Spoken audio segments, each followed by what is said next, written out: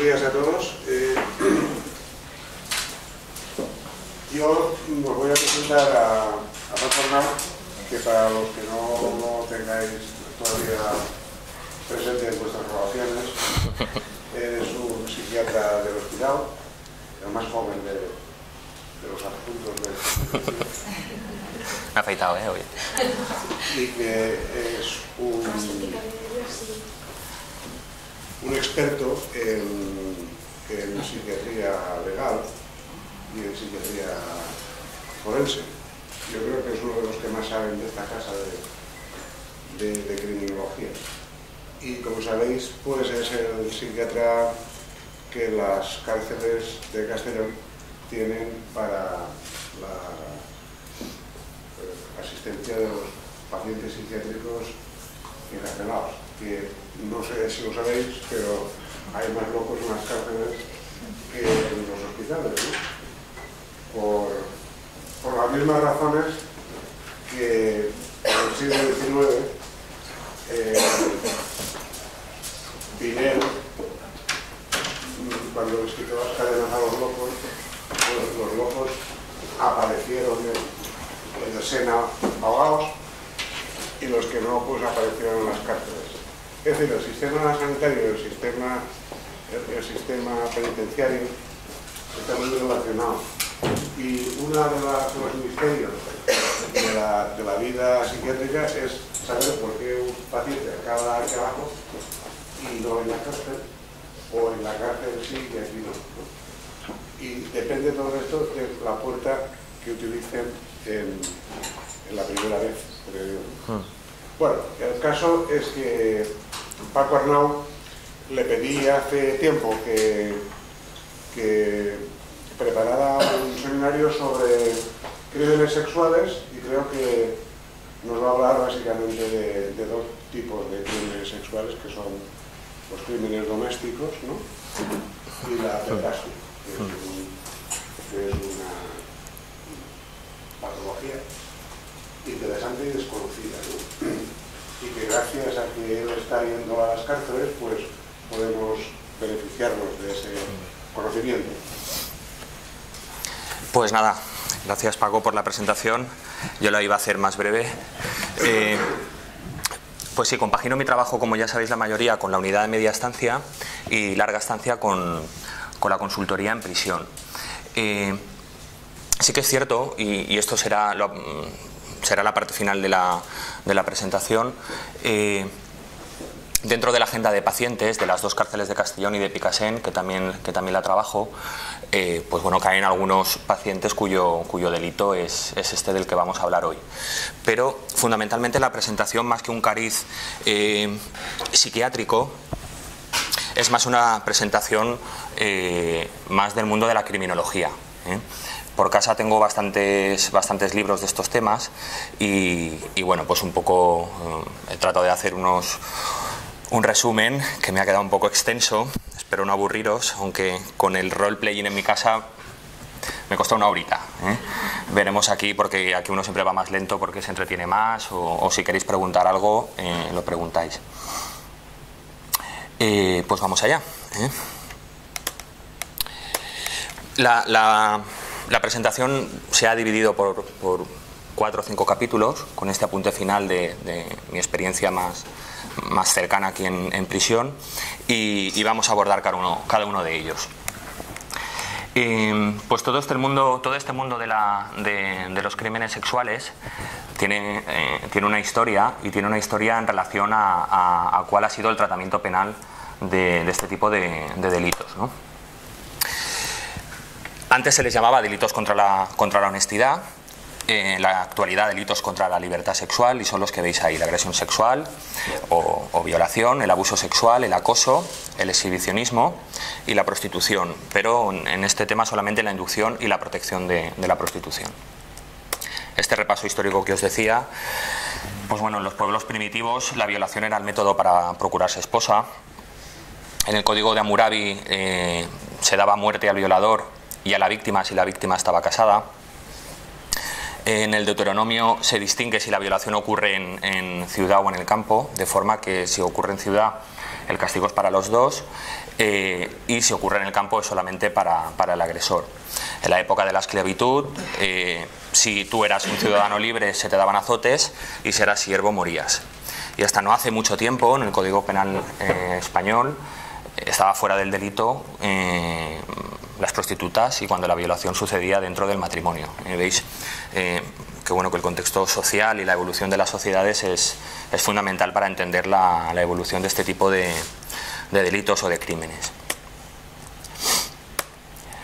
El Código Penal actual pues vamos a definir rápidamente la tipología delictiva. Está codificado en todos estos artículos que veis. Respecto a la agresión sexual, pues bueno, lo que veis ahí, el que atentare contra la libertad sexual con violencia o intimidación será castigado con una pena de prisión de 1 a 4 años. Si en esa agresión consiste además con un acceso carnal o introducción de objetos, la pena de prisión será de 6 a 12 años.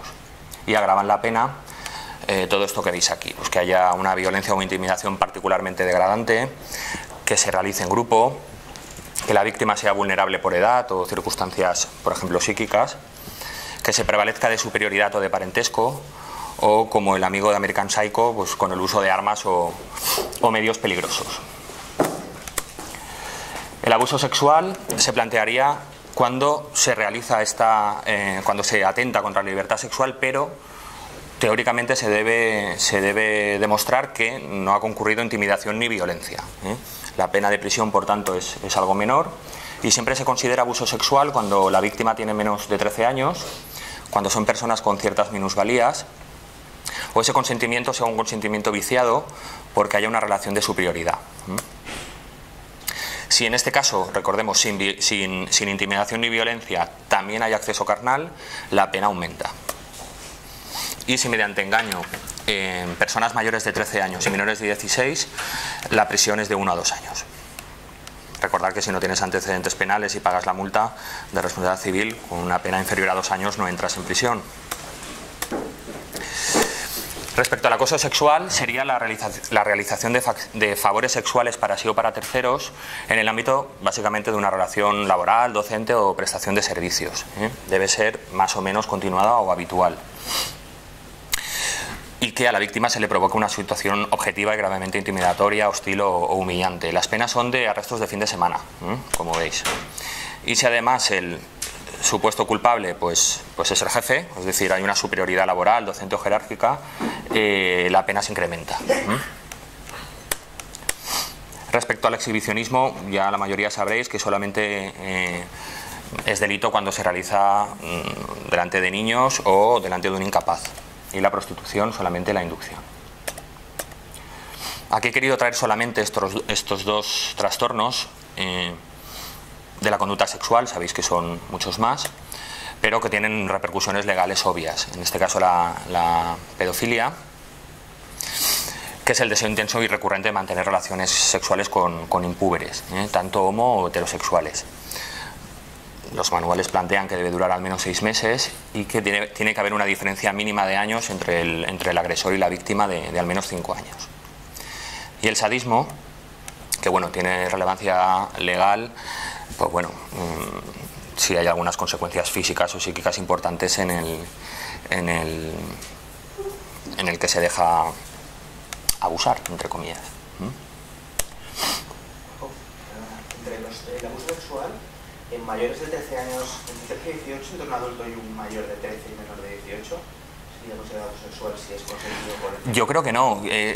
Ahí sí la persona mayor de 13 años se demuestra que es madura y que ha consentido sin vicios, sin relación de parentesco, de superioridad. Yo creo que el Código Penal español permite la relación sexual con mayores de 13 años. Ahí está esa polémica, ¿no? Con alguno que otro. Claro, efectivamente. Aquí la chica. Claro, sí. Lo que sí, por los medios de comunicación creo que al final sí que dijeron que la chica sí que lo dejó finalmente y que al final sí que se sintió agobiada por este tipo, pero que en un principio sí no sería delito, claro. Yo entiendo que si alguien denuncia ahí, obviamente será la familia y ahí tendrán que entrevistarse con la persona, claro, para ver si es madura. Pero el Código Penal permite relaciones sexuales con mayores de 13. Bueno, algunos mitos y realidades, ¿no?, sobre todo este asunto. Sobre la sexualidad humana. Pues bueno, es inherente a nuestra existencia y constituye una dimensión importantísima y positiva en nuestra propia naturaleza. Es una fuente de emociones, de afectos, de deseo, de placer y de comportamientos y hábitos. De alguna forma, en el ser humano esto ha evolucionado más allá del objetivo reproductor y pues las manifestaciones y las actividades sexuales se han diversificado y enriquecido, ¿no? Es necesaria y saludable para el desarrollo individual, para la comunicación y relación interpersonal y, como hemos dicho, es una fuente de placer y satisfacción y bienestar. Eso sí, nuestra sociedad hemos quedado que deben ser plenamente libres y consentidas, y que además, de alguna forma, la sociedad actual protege a los niños y a las personas con minusvalías. ¿Qué prevalencia tienen estos delitos? En general son prevalencias bajas, muy bajas. Lo que ocurre que bueno, son casos muy llamativos, como algunos de violencia de género, que se les da una amplificación importante en los medios de comunicación y entonces pues bueno, da la sensación de que son más frecuentes de lo que parece. Se plantean a nivel internacional que pueden oscilar sobre el 1% de los delitos cometidos. Pero, ahora lo veremos a continuación, no todo este tipo de delitos se denuncia, por el contexto en el que ocurren en muchas ocasiones. Por tanto, los criminólogos recurren a encuestas de victimización, que son básicamente encuestas en población general, en las que se le pregunta a los ciudadanos si han sido objeto de abuso sexual en el último año o a lo largo de su vida, y ahí sube bastante la estadística. A nivel medio, alrededor del 2,7%. Veis que España, bueno, ahora lo veremos, no llega, o está cercano al 1%, y como otros países, como por ejemplo Argentina, es llamativo que ronda el 10%.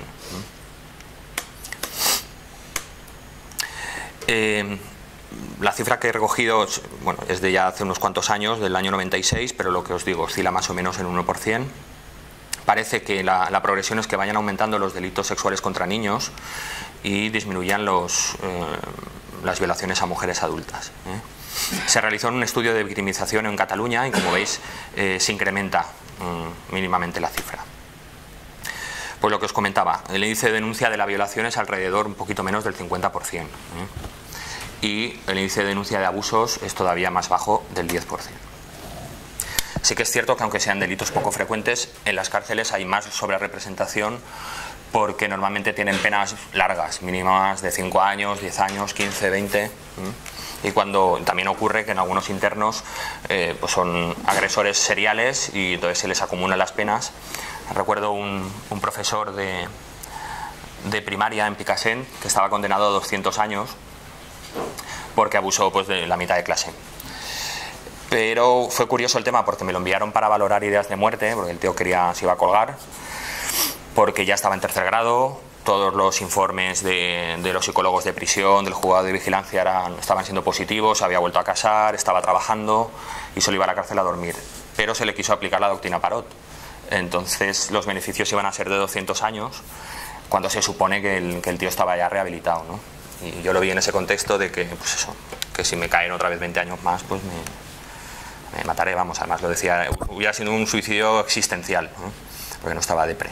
No sé qué pasó con este señor. A nivel de reincidencia se plantea como baja, alrededor del 20% de los delincuentes sexuales reinciden. Se plantea que es baja porque la media en general de todos los delitos es alrededor del 50%, que es bastante. Si bien hay un pequeñito grupo, del que iremos hablando de vez en cuando en la presentación, que son estos agresores seriales, con un perfil mucho más psicopático y mucho más cabrón, pues con verdaderas dificultades, ¿no?, para la rehabilitación. Sobre la etiología, pues bueno, existen muchas distorsiones y mitos sobre los orígenes y factores de la agresión sexual. Se tienden a ver como monstruos o psicópatas perversos, incapacitados para vivir con el resto de la sociedad. Y en realidad se trata de un grupo verdaderamente heterogéneo.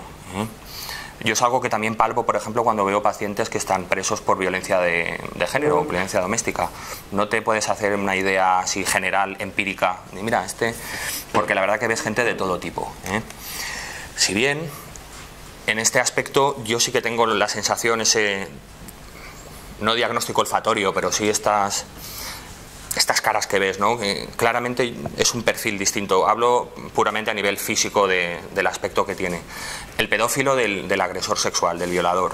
Yo creo que son grupos muy diferenciados y que a veces ocurre que lo ves entrar y dices, este es pederasta. Algo tiene en la cara, pero bueno, esto es simplemente un aporte, un pensamiento mágico. Para comprender el comportamiento sexual, pues son importantes estos factores que vamos a ir desarrollando. Pues, factores inherentes al propio sujeto, el por qué unos se excitan sexualmente mediante la violencia, la falta de autocontrol o carencia de habilidades de relación, factores sociales de amplio espectro. Últimamente estamos viendo lo que está sucediendo en India, ¿no? Cómo la sociedad puede ser más o menos permisiva, y factores situacionales como la oportunidad para el delito.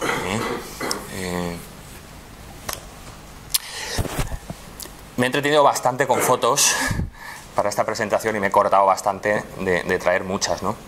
Pero bueno, esto es una pequeña representación. Todos los que están aquí están inmersos en asuntos judiciales. La mujer india, pues bueno, es para recordar esto que pasó hace poco de la violación en grupo. Hasta el Rafa Mora que no sabía yo que estaba metido en líos, también está acusado de acoso, de abuso sexual en una discoteca, en uno de estos bolos que hacen esta gente. Este es el karateca que abusó de toda la clase. Llama la atención porque pones, lo comentaba esta mañana de coña, pones en Google violación, crímenes sexuales, abuso sexual, y la primera foto que sale es la del Papa. En todas. Y mucho clero, ¿no? Muchísimo. Este señor está, creo que es, no sé si es de Chicago, está también en un asunto judicial. Este salió hace poco, el presentador de la BBC. Y este es el Dominic Strauss-Kahn, ¿no? Creo. Y este es el que se acostó con las dos hijas, que las retuvo ahí toda la vida. Bueno. Todos los seres humanos presentan un impulso y motivación sexual, pero obviamente difieren una serie de características, ¿no? Pues tipos de conductas que excitan y satisfacen, bien sean convencionales o desviadas, tipos de parejas que resultan atractivas, adultos o niños, la intensidad de ese impulso sexual y por tanto la capacidad para controlarlo, y diferencias en la percepción y actitudes sobre la sexualidad. En líneas generales, como casi todo en nuestra materia, son producto de factores biológicos y existenciales. Si Paco además luego puede dar un apunte de psicología evolucionista, pues mejor, que hay poquito aquí. Muchas de estas pautas de comportamiento sexual se deben aprender como resultado de las propias experiencias, de los valores y de la sociedad en la que vivimos. Por tanto, una socialización adecuada es crucial para adquirir estos códigos de conducta, ¿no? Antes había la antigua hipótesis del impulso sexual masculino que planteaba que lo fundamental en todo esto era estrictamente lo biológico y que la testosterona aumentaba de una forma importantísima y que por tanto era incontrolable, y todo era culpa de la hormona, ¿no? Es una hormona que ahora veremos que sí que está relacionada, pero bueno, de alguna forma se planteaba hace tiempo que el único remedio para esto era la castración. Esto es el resumen de la presentación de hoy. Iremos viendo más o menos todos estos aspectos, pero a grandes rasgos vamos a ver cómo en la mayoría, prácticamente un poco más del 50% de agresores sexuales, hay experiencias infantiles desestructuradoras que provocan una cierta vulnerabilidad en el individuo y que son gente que en líneas generales utilizan la evasión con el sexo como mecanismo de afrontamiento en momentos de estrés emocional. Esto puede conducir a un condicionamiento y a un reforzamiento negativo y positivo, y que aparezcan fantasías sexuales unidas a la masturbación. Esto a la larga puede incrementar el deseo de agresión y de hacer realidad esas fantasías sexuales que se refuerzan por el gusto que provoca la masturbación. Y si hay distorsiones cognitivas respecto a el tema de violación de mujeres y abuso sexual de niños, o hay de por medio hasta el 50% consumo de alcohol, hay una mayor desinhibición, y si hay una oportunidad para el delito, se aprovecha. Si sale bien, es decir, si no le pillan, esto puede actuar como reforzador y como reforzador en la siguiente masturbación, que vuelve a pensar en el delito cometido, ¿no? Y a partir de ahí podría intrincarse pues bueno, la rueda, ¿no? Os traigo un poco el conocimiento a nivel de criminología más consensuado, ¿eh? Luego, desde luego, podemos discutir otros aspectos, pero en líneas generales esto es lo que más o menos se plantea como la explicación de este tipo de comportamiento. Bases biológicas de la agresión sexual. Como decimos, estamos haciendo hincapié en violación y abuso de niños. Y pues bueno, plantear que tanto el comportamiento agresivo como el comportamiento sexual están íntimamente relacionados. De hecho, como veremos a continuación, las estructuras cerebrales son prácticamente las mismas. Esto se ha podido más o menos comprobar en investigación con animales y en observación, porque no se puede experimentar con seres humanos sanos y seres humanos pacientes con tumores cerebrales, epilepsias, etc. No solo a nivel de la estructura cerebral anatómica está relacionada toda esta circuitería neuronal, sino que las hormonas tienen un peso fundamental, ¿eh? El libro plantea, además, le dedica un párrafo extenso a que el orgasmo es la fuente placentera más intensa por vía natural, pero bueno, otros opinarán que igual es un Madrid-Barça o un estofado, no lo sé. Las estructuras básicamente son las estructuras hipotalámicas, límbicas, sobre todo hasta este área, ¿no? La preóptica medial, que bueno, se comprueba al revés, ¿no? Su destrucción parece que suprime de forma permanente la conducta sexual de machos, y además esta estructura tiene conexión con la amígdala, que es otra estructura decisiva. Respecto a las hormonas, es la testosterona, ¿no? La que se lleva la palma y la que parece más determinante y necesaria para la agresión sexual, ¿eh? Su descenso se asocia con el descenso del impulso y la motivación sexual. Esa es la estructura. Como decía, el comportamiento agresivo comparte básicamente las mismas zonas anatómicas y también las mismas hormonas, la testosterona. Sabéis que bueno, el ser humano está preparado para emitir comportamiento agresivo. Esto es una disposición innata para la supervivencia y para la reproducción. Y bueno, pues unos pueden luchar y otros quieren volar. Parece que hay mayor concordancia en comportamiento agresivo en gemelos monocigóticos que en dicigóticos. Sabemos que mediante cría podemos seleccionar perros o razas de perros más o menos agresivas. Y bueno, la manipulación de estas zonas cerebrales en animales pues se ha visto que modifican este tipo de comportamientos. ¿De acuerdo? Hay estudios en centros penitenciarios, no son muchos porque a veces hay ciertas dificultades para poder realizar estudios observacionales, tienes que pedir permiso a instituciones penitenciarias y dependiendo del tema te ponen más o menos problemas, pero bueno, hay bastantes estudios sobre este tipo de comportamientos. Parece que, sobre todo en un grupo más reducido de agresores más violentos, sí que hay una cierta relación con los niveles de testosterona. Parece que sí que está más elevada, pero como veremos no es a nivel empírico parece que sí que es así, pero a nivel metodológico todos los estudios que se han hecho no son excesivamente potentes y adecuados, de forma que sí que se sospecha que la testosterona tiene que ver. De hecho, hay tratamientos farmacológicos que la inhiben para mejorar la conducta sexual. Esto también se ha estudiado en jóvenes y en algún tipo de deportistas, como sobre todo parece ser los de halterofilia, ¿no? Que usan bastantes proandrógenos. La quito antes de que os dé una arcada. ¿Será verdad? Okay. Bueno, eso contra el riñón. Parece que en sujetos sanos voluntarios el aumento de testosterona aumentaba tanto la excitación sexual como los sentimientos de hostilidad. Bueno, lo que os decía, aunque hay bastantes estudios, aunque haya correlación, no se puede emitir una causalidad clara, ¿no?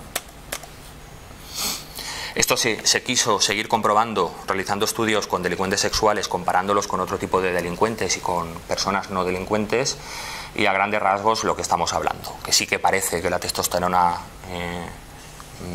elevada puede ser más frecuente su aparición en delincuentes muy agresivos, particularmente violentos, pero no se puede generalizar. En ese sentido, son varios los tratamientos farmacológicos que se utilizan. No solo si tenemos delante un paciente esquizofrénico o con una patología psiquiátrica clara, que planteamos los tratamientos habituales, sino que ya sabéis que se utilizan. Disminuyen el impulso sexual, los antiepilépticos, los antidepresivos, los antipsicóticos. Hay un pequeño capitulito para la castración, luego lo hablaremos. Y la castración química, pues bueno, utilizamos básicamente aquí en Europa el Androcur, que es el acetato de ciproterona, y que en líneas generales parece que sí que mejora. Esto se utiliza bastante, por ejemplo, en abueletes con demencia, con una desconexión frontal, que tienden a ser bastante desinhibidos. Yo lo he visto utilizar bastante en este tipo de... Cuando hacía residencias y tal, muchos lo llevaban el Androcur.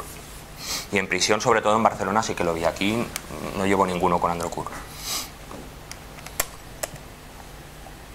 Por supuesto, hay una influencia clara en los factores de personalidad, está todo imbrincado, y casi todos los estudios plantean, para estudiar este tema, test psicométricos o variables de personalidad según factores, los factores habituales, como veis ahí. De forma que personalidades desinhibidas o con mayor impulsividad tendrían más facilidad para la actividad, para comportamientos agresivos, sexuales y delictivos. Esto se palpa en las visitas en prisión. De forma que variables relacionadas con la ansiedad favorecerían el seguimiento de las normas sociales. Esto sí que es muy importante, sobre todo para los más psicópatas. Internos poco sensibles a las señales de castigo.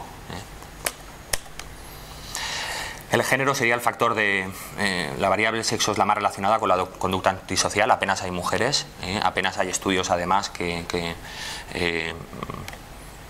planteen o que estudien mujeres con violencia sexual. Yo sí que vi una en Barcelona, pero bueno, parecía un hombre, además tenía a nivel hormonal alteraciones, y bueno, como veis otra vez la testosterona por el medio. Se plantearía quizá varias hipótesis, de forma que esto podría ser consecuencia del patrón de organización del cerebro masculino, de que las variables de personalidad que hemos descrito son más frecuentes en los hombres,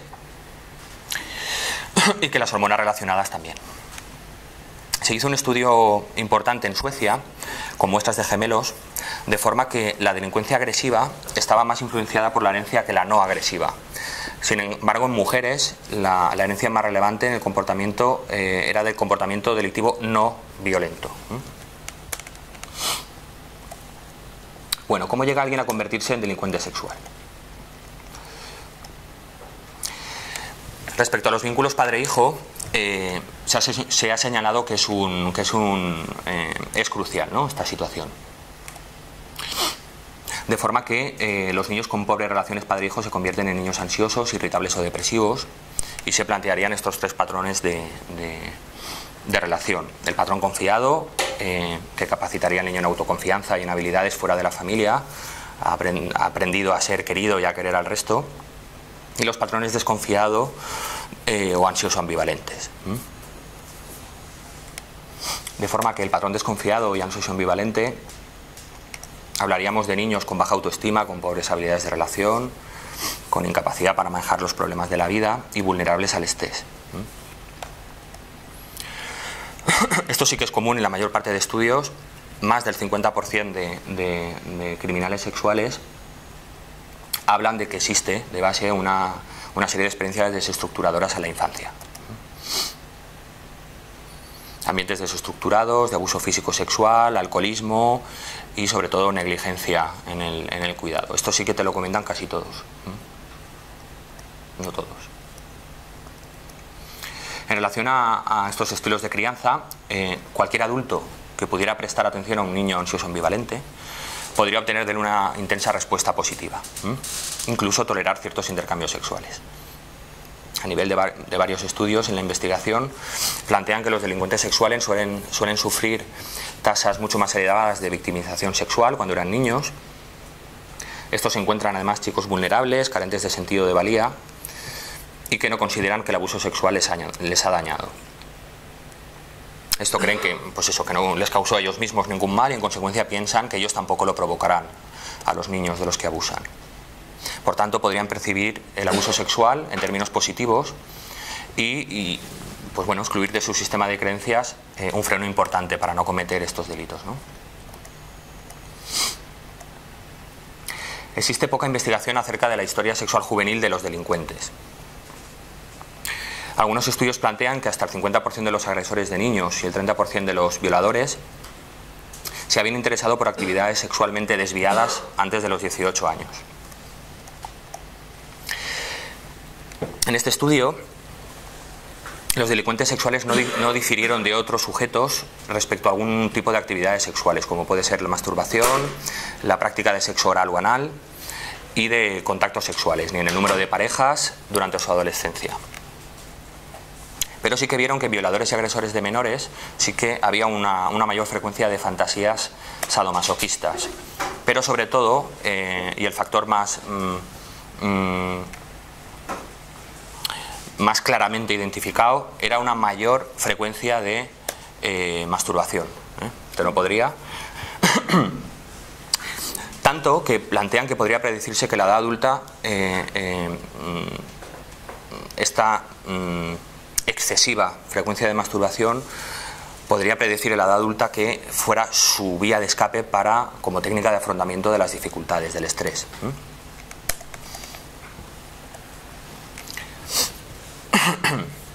Como estamos diciendo,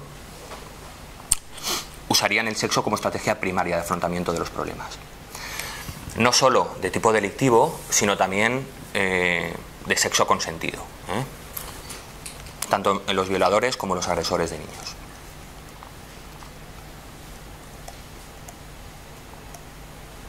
Esto a su vez genera un proceso de condicionamiento, como vamos a ver, que las mantiene en el tiempo. La asociación repetida de fantasías sexuales inapropiadas con la excitación provocada por la masturbación provocaría un aumento del deseo de llevar a cabo esas fantasías. Esto se plantea o se domina la hipótesis de preferencia, y estas fantasías masturbadoras operarían como una especie de guía, ¿no?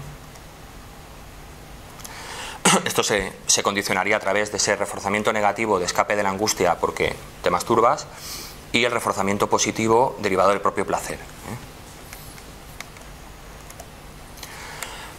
También se ve que aparece, no en todos, alrededor, aunque el porcentaje es importante, que el 40 o el 50% de los agresores emplean violencia innecesaria. Muchas veces lo plantean como una necesidad de control y de poder frente a la mujer, sobre todo esto se da más en violaciones de mujeres.